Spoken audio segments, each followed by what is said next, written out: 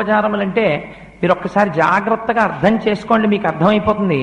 మొట్టమొదటిది ధ్యానం, రెండవది ఆవాహనం, మూడవది ఆసనం, నాలుగవది పాద్యం, ఐదవది అర్ఘ్యం, ఆరవది స్నానం, ఏడవది వస్త్రం, 8 యజ్ఞోపవీతం, 9 గంధం, 10 పుష్పం, 11 ధూపం, 12 దీపం, 13 నైవేద్యం, 14 తాంబూలం, 15 నీరాజనం, 16 మంత్రపుష్పం.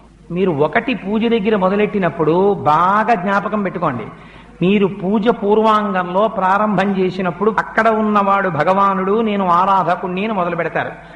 16వ కళ దగ్గరికి వచ్చేటప్పటికి చంద్రుడు పూర్ణత్వాన్ని పొందుతాడు, పౌర్ణమి చంద్రుడు అయిపోతాడు, పూర్ణమైపోతాడు. గుండ్రటి సున్నా, పూర్ణమద పూర్ణమిదం పూర్ణాత్ పూర్ణ